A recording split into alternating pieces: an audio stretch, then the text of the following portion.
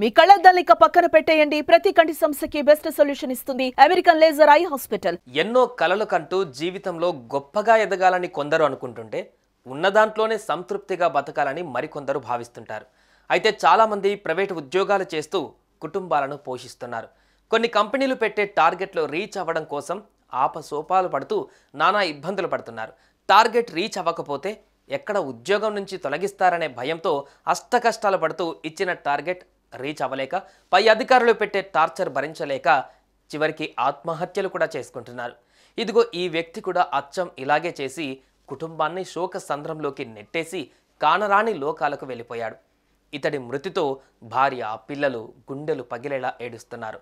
మృతుడు ఆత్మహత్యకు ముందు రాసిన చివరి లేఖ చదువుతూ ఇప్పుడు అందరూ కంటతడి పెడుతున్నారు. అతడు రాసిన ఆ లేఖలో ఏముంది? అసలు ఈ ఘటన ఎక్కడ జరిగింది?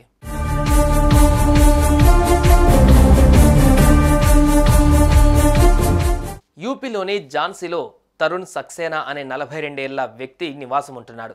ఇతడికి గతంలో వివాహమై 2 పిల్లలు కూడా ఉన్నారు. ఇతడు స్థానికంగా బజాజ్ ఫైనాన్స్ ఏరియా మేనేజర్గా పనిచేస్తున్నాడు. అలా కొన్నాళ్ల పాటు భార్యా పిల్లలతో కలిసి సంతోషంగానే ఉన్నాడు. కానీ తాను పనిచేసే సంస్థలో పని ఒత్తిడి ఎక్కువైపోయింది. 2 నెలల నుంచి ఈఎంఐ కలెక్షన్ల టార్గెట్ పెడుతూ వచ్చారు. ఈ క్రమంలోనే తరుణ్ సంచలన నిర్ణయం తీసుకున్నాడు.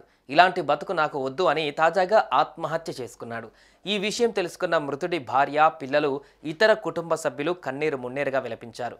అనంతరం పోలీసులు ఘటనా స్థలానికి చేరుకొని మృతదేహాన్ని స్వాధీనం చేసుకుని పోస్టుమార్టం నిమిత్తం ఆసుపత్రికి తరలించారు.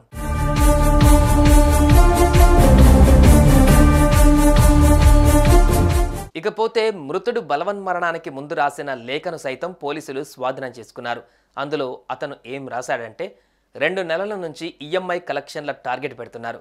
రీచ్ కాకుంటే జీతం కట్ చేస్తామని బెదిరిస్తున్నారు. 45 రోజులుగా కంటికి నిద్ర లేదు. చనిపోదామని డిసైడ్ అయ్యాను. అందుకోసమే పిల్లల ఏడాది స్కూల్ ఫీజు కూడా కట్టేశా. నా భార్య, పిల్లలను జాగ్రత్తగా చూసుకోండి అమ్మా నాన్న, నేను చనిపోతున్నా అంటూ లేఖ రాసి బలవన్మరణానికి పాల్పడ్డాడు.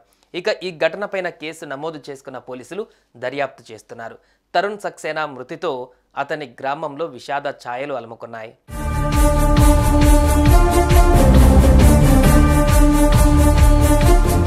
ఇది కేవలం తరుణ్ సక్సేనా పరిస్థితి మాత్రమే కాదు, దాదాపు చాలా మంది ఉద్యోగుల పరిస్థితి ఇలానే ఉంది. టార్గెట్లు ఇవ్వడంతో వాటిని సాధించలేక మనశ్శాంతి కోల్పోయి ఒత్తిడిని భరించలేక చివరికి ఇలా ఆత్మహత్యలు చేసుకుంటున్నారు. దయచేసి ఎవరు ఇలా బలవన్మరణానికి పాల్పడకూడదని, ఏదైనా బతికుండే సాధించుకోవాలని మానసిక నిపుణులు సూచిస్తున్నారు.